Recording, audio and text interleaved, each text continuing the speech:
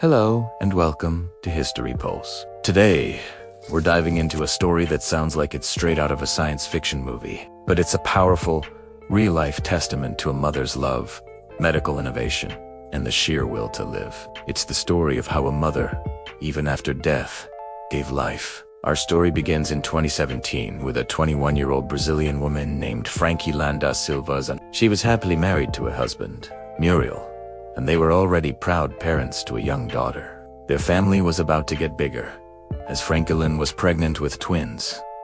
But their joy was tragically cut short. Just 9 weeks into her pregnancy, Franklin suffered a cerebral hemorrhage, which is a type of severe stroke where a blood vessel in the brain ruptures. She collapsed, complaining of a sharp pain in her head, and was rushed to the hospital. The doctors fought to save her, but the damage to her brain was catastrophic. After extensive tests, they delivered the heartbreaking news to her husband. Franklin was brain for Muriel and their family. It was the end of the world. He described it as a moment of complete despair, watching his wife's life slip away. But amidst this profound tragedy, something incredible was happening. As the doctors were preparing to say their final goodbyes and discuss turning off her life support, they noticed something extraordinary. They performed an ultrasound, more out of routine than hope, and there, on the screen, were two tiny hearts, beating strongly. The twins inside Franklin's womb were still alive. This discovery presented the medical team at Nosso Senhor do Rocio Hospital with a dilemma they had never faced before. Their mother was gone, but the babies were fighting. The hospital's head of neurological ICU, Dr. Dalton Rivabem, later called it a miracle. He said, "We could see the embryos were still there, with their hearts beating. The baby's organs were all intact and developing normally."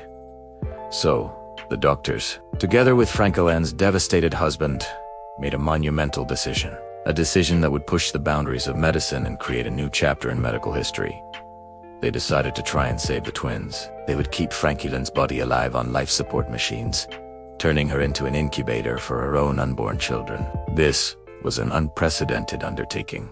The goal was to keep her body functioning for as long as possible, to give the twins enough time to develop to a point where they could survive outside the womb. This meant a constant, round-the-clock effort from the entire hospital staff. Ventilators breathed for her, a continuous flow of medications regulated her blood pressure and hormones, and a feeding tube provided the necessary nutrients not just for her, but for the growing babies. Her body became the hospital's top medical priority. An entire team of doctors, nurses, nutritionists, and specialists was dedicated to her case. They had to manage every single bodily function that her brain no longer could. They carefully monitored her temperature, her blood sugar, and the oxygen levels in her blood. They had to prevent infections, blood clots, and all the other complications that could arise from a body being kept in such an artificial state. But it wasn't just about the physical aspects.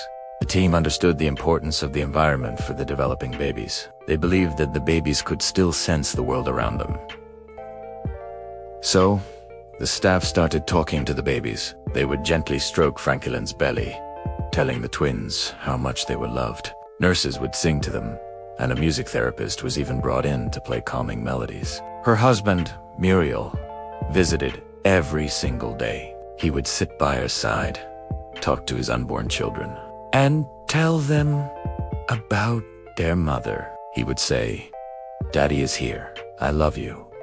It was a surreal and emotionally draining experience for him. He described his life as being torn between the grief of losing his wife and the hope of meeting his children. He said, "Franklin's body was warm. It didn't feel like she was dead, but I knew she was gone."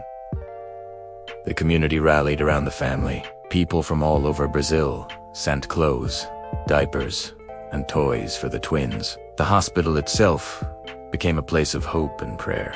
Everyone was watching, waiting, and hoping for a miracle. Day after day, week after week, the medical team fought to keep Franklin stable. They were in uncharted territory. While there had been a few cases of brain-dead mothers being kept on life support, none had ever been for such an extended period. The world record at the time was 107 days. As the days turned into months, the babies continued to grow. Ultrasounds showed them developing perfectly. They were healthy and strong, defying all odds. The doctors aimed to get them as close to full term as possible, but they knew every single day was a victory. Finally, after an astonishing 123 days, the doctors decided it was time. Franklin's body was starting to show signs of deterioration, and it was becoming too risky to continue. The twins were at 7 months gestation, which is premature, but the doctors were confident they had a strong chance of survival. A C-section was performed. In a quiet, focused operating room, the team that had cared for this family for 4 long months prepared to bring new life into the world. 2 tiny babies were delivered.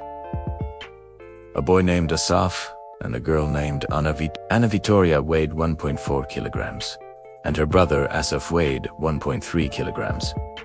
They were small, but they were fighters. Just like their mother, they were immediately taken to the neonatal intensive care unit. Like many premature babies, their journey was not over. They had to be kept in incubators and monitored closely as their lungs and other organs continued to mature. But they thrived. After 2 months in the hospital, they were finally strong enough to go home with their father and older sister. Once the twins were safely delivered, the ventilator that had kept Frankelin's body alive for 123 days was turned off. Her incredible journey was over, but her gift of life didn't end there. In a final act of generosity, her heart and kidneys were donated, saving the lives of 2 other people. Even in death, she continued to give. This case became a landmark in medical history. It set a new record for the longest time a brain-dead pregnant woman had been kept on life support to deliver healthy babies. It was a stunning demonstration of what advanced medical technology, combined with unwavering human dedication and compassion, can achieve. Dr. Rivabem and his team were hailed as heroes, but he remained humble, attributing the success to teamwork and a bit of divine intervention. He said the success of this case was down to great teamwork and, of course, to a divine purpose.